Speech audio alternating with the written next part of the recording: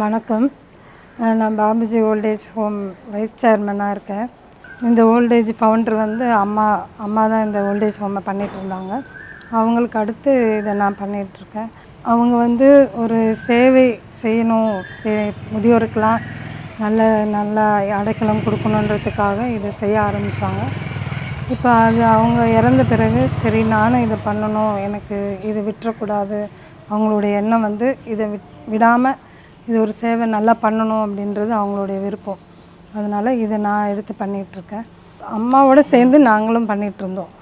ஈடுபாடு அவங்க இறந்ததும் நாங்கள் இதை விடாமல் பண்ணணும், இதேமாரி அவங்கள மாதிரி நாங்களும் சேவை பண்ணணும், அனாதைங்களுக்கு நாங்களும் உதவி செய்யணும் அப்படின்றதுக்காக தான் இதை நாங்கள் பண்ணிகிட்ருக்கோம். இங்கே இருக்கிறவங்க நிறைய பேர் குழந்தைங்களால் கைவிடப்பட்டவங்க தான் நிறைய பேர் இருக்காங்க. ஒரு சிலர் அவங்களே கூட்டிகிட்டு பிள்ளைங்களே கொண்டு விடுறவங்களும் இருக்காங்க. ஒருத்தர் அதாவது இதை ஆரம்பிக்கும் போது 96 ஆரம்பித்தது. அவர் 96லேயே ஒரு பெரியவர். அவர் ஒரு ரிட்டையர்டு பர்சன் தான், ரொம்ப வருஷமாக இருந்தார். அவருக்கு 5 ஆம்பளை பிள்ளைங்க. ஒய்ஃப் இறந்துட்டார், அவங்களுடைய ஒய்ஃப் இறந்துட்டாங்க. அப்போது அம்மாவுக்கு ஒரு சப்போர்ட்டிவாக கூட இருந்தார். சப்போர்ட்டிவ்னால் அதாவது ஆஃபீஸில் ஒர்க்கெல்லாம் இருந்தால் அதை எடுத்து செய்வார். அந்த 86லேயே, அதாவது அவருக்கு 80 இருக்கும், 70, 72 இருக்கும். அந்த ஏஜில் அவர் அந்த ஹாஸ்டலில் ஆசிரமத்தில் எனக்கு யாரும் இல்லை, நீங்கள் தான் என்னை கடைசி வரையும் எடுத்து போனேன், என் பிள்ளைங்களாம் எனக்கு எந்த யூஸும் இல்லை, எனக்கு பிள்ளைங்க இருந்து யூஸ் இல்லை அப்படின்னு சொல்கிறப்போ அம்மா சரி நீங்கள் இங்கே இருங்கன்னு சொன்னாங்க. அப்போ அவர் இருந்தார். இப்போ ரீசெண்டாக தான் அவர் ஒரு 7 மந்த்துக்கு முன்னே தான் அவர் இறந்துருக்கார். அவர் அவங்க பிள்ளைங்க எல்லாரும் இருந்து கூட அவர்கிட்டயே பணம் வாங்கிட்டு போவாங்க. நீங்கள் 10 ரூபா இருந்தால் கூட எனக்கு கொடுங்க அப்படின்ற மாதிரி கூட வாங்கிட்டு போவாங்க. அவ்வளோ அவர் ரொம்ப கஷ்டப்பட்டுட்டு இங்கே இருந்தார். இறந்தப்போ கூட யாருக்குமே அவர் தெரியாது. அவர் அப்படியே நாங்களே தான் இங்கே அடக்கம் பண்ணோம். அவரை சொல்லப்போனால் மறக்க முடியாத ஒரு இதுனா, அத்தனை பிள்ளைங்க இருந்து 5 பிள்ளைங்க இருந்து அவரை யாருமே பார்க்கல. கடைசி இது கூட அவர் பார்க்கவே வரல, அதுதான் சொல்ல முடியும். நிறைய இருக்குது, அப்படி சொன்னோம்னா நிறைய இருக்குது. ஒவ்வொருத்தர் நிறைய ஏஜ் உள்ளவங்களும் இருக்காங்க. அதாவது 97ல் ஒரு தாத்தா இருந்தார், அவருக்கும் 2 ஆம்பளை பிள்ளைங்க. கடைசி வரைக்கும் அவர் இங்கே தான் இருந்து இறந்தார். அவருக்கும் பிள்ளைங்க இருந்தும் பிரயோஜனமே கிடையாது. அதுக்கப்புறம் இறந்தவங்க நிறைய அனாதைகள் இருந்திருக்காங்க. நாங்கள் அதை நாங்களே அதெல்லாம் அடக்கம் பண்ணிவிடுவோம். அவங்க பிள்ளைங்க இருக்கிறவங்களே என்ன பண்ணுவாங்க, நாங்கள் வரல, நாங்கள் அங்கே இருக்கோம், இந்த ஊரில் இருக்கோம், அந்த மாதிரின்னு சொல்லுவாங்க. அதேமாரி இப்போது பையன் தான் பொண்ணு தான் இருப்பாங்க அந்த வீட்டில், பையனே இருக்க மாட்டாங்க. இப்போ அந்த பொண்ணு என்ன பண்ணும், அந்த தாத்தா பாட்டி அவங்க அப்பா அம்மாவை கூட கொண்டு போய் வச்சு வீட்டில் அடக்கம் பண்ண முடியாதவங்க என்ன பண்ணுவாங்க, எங்கள் ஹஸ்பண்ட் என்னை பார்க்க வேணான்னு சொல்கிறாரு மேடம், நீங்கள் நீங்களே இதை அடக்கம் பண்ணிவிடுங்கன்னு சொல்லும்போது நாங்களே அதை அடக்கம் பண்ணிவிடுவோம். நாங்கள் மதுரைக்காரங்க. இங்கே தாம்பரத்தில் கொள்ள நாளாக இருக்கிறோம். இங்கே அம்மா இருக்கிற காலத்துலேருந்து, இந்த ஓனர் அம்மாவோட காலத்துலேருந்து நான் இருக்கிறேன். இங்கே வேலை செஞ்சு, ஓமில் வேலை செஞ்சு சாப்பாடு செஞ்சு போட்டுக்கிட்டு இருக்கேன். எனக்கு அவ்வளோவா வசதி இல்லை. பிள்ளையார் நல்லபடியாக உழைச்சா தான் சாப்பாடு, எதுவும் கிடையாது. அதனால் அவங்க நல்லபடியாக ஓமு நடத்துகிறாங்க. நல்லபடியாக சாப்பாடு செஞ்சு உங்களுக்கு 40 பேர் 30 பேர்த்துக்கு ஆக்கி போட்டுக்கிட்டு நல்ல 15 வருஷமாக நான் இருக்கிறேன். அதாவது 96ல் இது ஆரம்பிச்சிருக்காங்க அம்மா. அவங்க ஆரம்பிக்கும் போது ஒரு காரணத்தோடு தான் ஆரம்பித்தாங்க. என்னென்னா, அம்மா ஒரு தனி பெண்ணாக இருந்தது, அம்மாவுக்கு யாருமே சப்போர்ட் இல்லாமல் தான் இதை ஆரம்பித்தாங்க. அப்போ ஆரம்பிக்கும் போது நான் அம்மாவை கேட்டேன், இது எதுக்காக நீங்கள் ஆரம்பிக்கிறீங்க அப்படின்னு கேட்கும்போது, அதாவது எனக்கு ஏஜ் ஆகும்போது என்ன யார் பார்ப்பாங்கன்னு தெரியாது, இப்போது ஏஜாக இருக்கிறவங்கள நான் பார்க்கணும், அவங்க இங்கே நான் பண்ணுற ஆசிரமத்தில் சந்தோஷமாக இருக்கணும், இங்கே நான் ஆதரவாக இருக்கணும் அப்படின்றதுக்காக தான் இதை அம்மா ஆரம்பித்தது.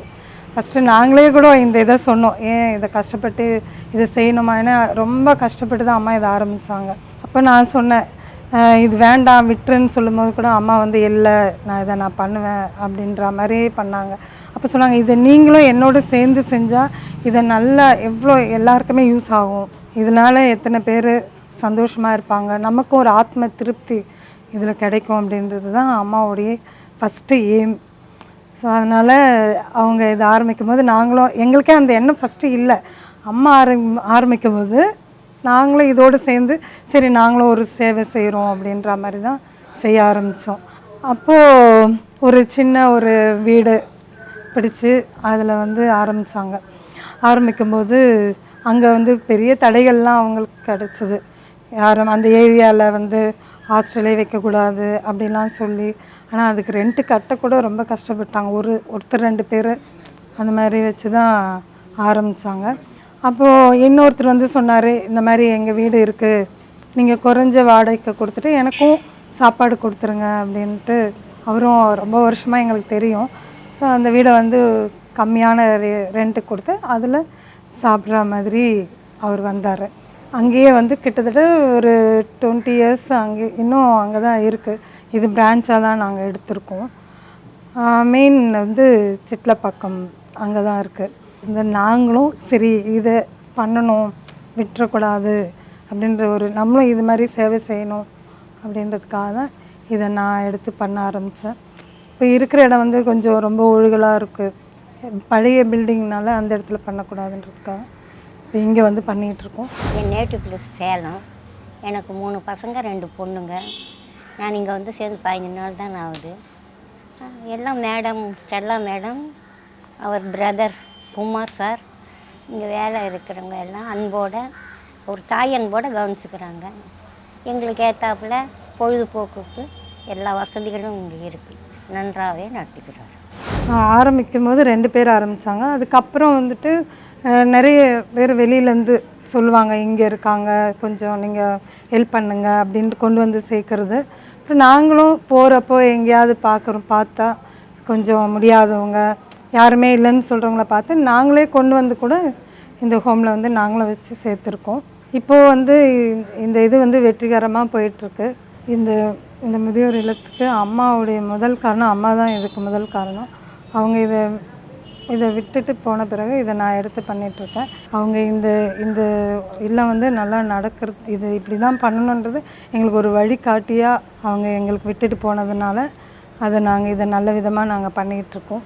இதுக்கு காரணம் வந்து நல்ல உள்ளங்கள், அதாவது டோனருங்க வந்து இதுக்கு உதவியாக இருக்கிறதுனால இந்த இல்லம் கண்டினியூவாக நடந்துகிட்ருக்கு. இப்போ யாராவது கொண்டு வந்து சேர்க்கும் போது அவங்கள வந்து நான் ஃபஸ்ட்டு எதுக்காக வந்து சேர்க்குறீங்கன்றதை கண்டிப்பாக கேட்பேன். கேட்கும்போது அவங்க வந்து சொல்லுவாங்க, இந்த மாதிரி நாங்கள் 2 பேருமே வேலைக்கு போகிறோம், இல்லை வந்து அதாவது ஹஸ்பண்ட் வந்து ப்ராப்ளம் பண்ணுறாருன்னு அவங்க சொல்லுவாங்க, இல்லை ஒய்ஃபு ப்ராப்ளம் பண்ணுறாங்க, அந்த மாதிரிலாம் சொல்லுவாங்க. சொல்கிறப்போ நம்ம என்ன பண்ணுறது, சரி சேர்த்து விட்டுட்டு போவாங்க. சில பேர் வந்து அனாதையாக இருக்கிறவங்க அவங்களும் வந்து சேருவாங்க. இங்கே வந்ததுக்கப்புறமா அவங்களுக்கு வந்து மெடிசனாக இருந்தாலும் ட்ரெஸ்ஸு அவங்களுக்கு வேண்டிய எல்லாமே நாங்கள் பண்ணிகிட்ருக்கோம். சில பேர் டோனருங்கிட்ட கேட்டு அவங்களுக்கு ஒவ்வொருத்தரும் ஒவ்வொரு உதவி பண்ணுவாங்க. ஒருத்தர் மெடிசனுக்காக எடுத்துப்பாங்க, ஒரு சிலர் அவங்களுக்கு மந்த்லி வந்து சோப்பு அது மாதிரி தேவைப்படும், அதுக்காக மற்றவங்க ஒவ்வொருத்தரும் ஒவ்வொரு டோனர்ஸு அந்த மாதிரி பண்ணுவாங்க. நாங்களும் வந்து எல்லாத்தையும் கேட்டு அவங்களுக்கு வேண்டிய உதவியை நாங்கள் பண்ணிகிட்ருக்கோம். இவங்கெல்லாம் வந்து என்னுடைய அப்பா அம்மா மாதிரி தான் நாங்கள் பார்த்துட்ருக்கோம். அவங்களும் இங்கே ரொம்ப சந்தோஷமாக தான் இருக்காங்க. பிள்ளைங்களோட இருக்கிறத விட இங்கே அதிகமாக சந்தோஷமாக இருக்காங்க.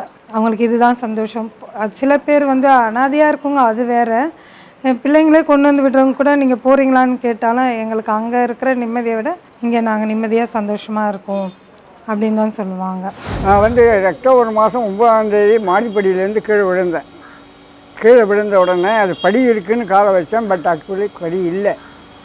மண்டையில் தையல் போட்டாங்க, கையில் காயம் பட்டாங்க. லோக்கல் ஹாஸ்பிட்டலில் போனேன். அவங்க வந்து இங்கே முடியாது, நீங்கள் இந்து மிஷன் ஹாஸ்பிட்டலுக்கு போங்கன்னாங்க. இந்து மிஷன் ஹாஸ்பிட்டலில் போன உடனே அந்த கை தையல் போட்டாங்க, மண்டையில் தையல் போட்டாங்க. ஆல்டர்னேட்டிவ் டே நீங்கள் வந்து பேண்டேஜ் மாற்றணும். சரின்னு வந்து நேராக இங்கே வந்தேன். சார் மேனேஜர் தான் முதல்ல.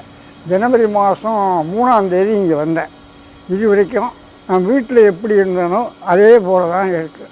வீட்டில் இருந்தால் கொஞ்சம் சண்டை கிட்ட வரும், இங்கே அதெல்லாம் ஒன்றும் கிடையாது. வேலைக்கு காஃபி, வேலைக்கு டிஃபன் எல்லாமே கரெக்டாக போயிடுது. அவங்களுடைய மென்டல் ஹெல்த்து வந்து ரொம்ப உண்மை கஷ்டமாக தான் இருக்கும். ஏன்னா அவங்க கடைசி காலத்து இதில் தான் நிற்கிறாங்க. அப்போ அவங்களுக்கு வந்து ஆதரவுக்கு யாருமே இல்லை, இருந்தும் இல்லாமையே இருக்காங்க. இல்லாதவங்களுக்கு ஒன்றும் இல்லை, இருந்து இல்லாமல் இருக்கும்போது ரொம்பவே ஃபீல் பண்ணுவாங்க. அந்த டைமில் வந்து அவங்களுக்கு வந்து உடம்பு சரியில்லாதப்போ நம்ம பக்கத்தில் இருந்து பார்க்கல, நம்ம பிள்ளைங்க இருந்து பார்க்கலையேன்ற வருத்தமும் சில டைம் அழுதுகிட்டே இருப்பாங்க. ஏன் அழுவுறீங்கன்னா, என் மகனை பார்க்கணும். நம்ம கால் பண்ணி சொன்னால் கூட அவங்க வீட்டிலேருந்து யாருமே வந்து பார்க்கவே வரமாட்டாங்க. வரேன்னாலும் வரமாட்டாங்க. வரேன்னு சொல்லுவாங்க, ஆனால் வரமாட்டாங்க. அப்போ அந்த டைமில் அவங்க மனசு வந்து ரொம்ப கஷ்டப்படும். சில நேரம் வந்து ரெண்ட்டு கொடுக்க கூட கொஞ்சம் கஷ்டமாக இருக்கும்.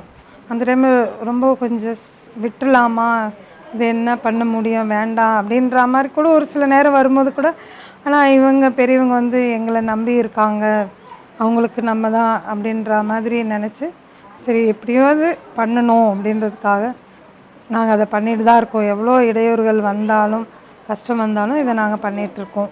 அதாவது சில பேர் வந்து இதை நடத்தவே கூடாது, இதை பண்ணவே வேணாம், அந்த ஏரியாலே பண்ணக்கூடாது அப்படின்னு நினைக்கும் போது கூட இதை எடுத்து நாங்கள் நல்ல விதமாக பண்ணணும் அப்படின்றதுக்காக இன்னொரு இடத்தையே அதான் நாங்கள் ஃபஸ்ட்டு ஆரம்பித்த இடத்துல வந்து நிறைய ப்ராப்ளம்லாம் இருந்தது. இப்போவும் ப்ராப்ளம் இருக்க தான் செய்யுது. ஏன்னா ஓனாக எங்களுக்கு இடம் இல்லாததுனால இன்றைக்கும் அங்கேயும் ரெண்ட்டு தான். அந்த ஒரு மெயின் இடத்துல ஸ்டார்ட் பண்ண இடத்துல ரெண்ட்டு தான் இருக்கும். இப்போவும் நாங்கள் இதை ரெண்ட்டுக்கு தான் எடுத்து பண்ணுறோம். அங்கே எங்களுக்கு ப்ராப்ளம் அதிகமாக இருந்ததுனால தான் இன்னொரு இடத்துலையும் ரெண்ட் எடுத்து தான் நாங்கள் இப்போ பண்ணிகிட்ருக்கோம். கண்டிப்பாக கொடுக்கவே மாட்டாங்க. ஏன்னா அவங்க நிறைய ஓல்டேஜ் வந்து வந்தால் கண்டிப்பாக வயசான இறக்க தான் செய்வாங்க. அதனால் அடுத்து அவங்களுக்கு அந்த வீட்டுக்கு நம்ம வந்துட்டோம்னா இந்த வீட்டுக்கு யாரும் வரமாட்டாங்கன்றதுக்காகவே எங்களுக்கு வந்து ரெண்ட்டுக்கு கண்டிப்பாக கொடுக்கறதே இல்லை. ஆனால் இப்போ இருக்கிற இடம் வந்து எங்களுடைய ரிலேஷன் வீடுனால அவங்க சரி நான் உங்களுக்கு கொடுக்குறேன்னு முன்னே வந்து இந்த இடத்த கொடுத்துருக்காங்க. இதுவே எங்களுக்கு அவங்களுக்கு சவாலாக தான் இந்த இடத்த வந்து நாங்கள் இவங்க பெரியவங்களை வச்சு ஆதரவு இல்லாதவங்கள நாங்கள் வச்சு பார்த்துட்ருக்கோம். இந்த ஹோம் வந்து எங்கள் அம்மா ரைட்டாக ஆரம்பித்தது. ஆரம்பித்ததுல காலத்துலேருந்து நானும் எங்கள் அக்காவும் எப்பொழுதுமே இங்கே சேர்ந்து தான் இருந்துகிட்டு இருந்தோம். அதுக்கப்புறமேட்டு எங்கள் அம்மா வந்து இறந்துட்டாங்க. இறந்ததுக்கப்புறமேட்டு நானும் எங்கள் அக்காவும் இதை சேர்ந்து இதை செய்ய ஆரம்பித்த காலத்துலேருந்து கொஞ்சம் ஓரளவுக்கு நல்லா தான் போயிட்டு இருந்தது. கடந்த 2 வருஷத்துக்கு முன்னாடி வந்து ரொம்ப கஷ்டமான சூழ்நிலைகளுக்கு பட்டுருச்சு. அப்போ வந்து என்ன பண்ணுறதுன்னு தெரியாமல் 2 பேருமே முழிச்சிட்டு இருந்தோம். அப்போ வந்து எங்கள் அக்கா சொன்னாங்க, ரொம்ப கஷ்ட சூழ்நிலையும் இவங்களை கைவிடக்கூடாது அப்படின்னாங்க. அந்த கஷ்ட சூழ்நிலை எதனால் வந்துச்சுனாக்க, நாங்கள் ஏற்கனவே ஒரு வாடகை இடத்துல தான் இருந்தோம். அந்த வீடை வந்து திடீர்னு வந்து வெக்கேட் பண்ண சொல்லிட்டாங்க.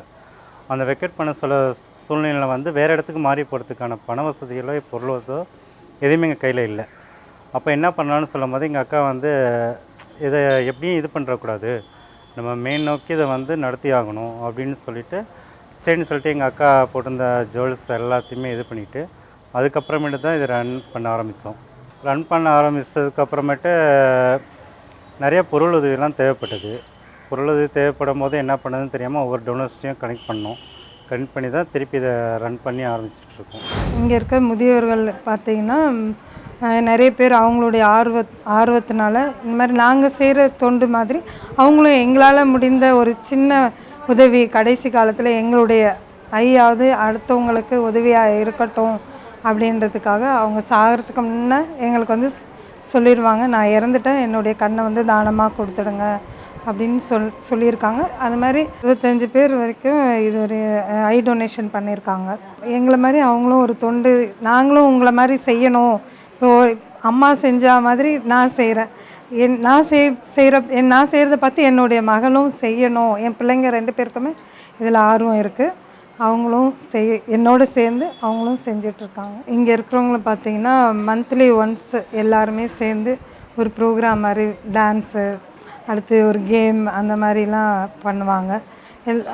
அவங்களுக்கு தெரிஞ்ச ஃபேமிலி விஷயங்கள், அவங்க சொல்கிற விஷயத்த பார்த்தீங்கன்னா நம்மளே வந்து இதுலேருந்து நிறைய பாடம் கற்றுக்கிற மாதிரி தான் இருக்கும்.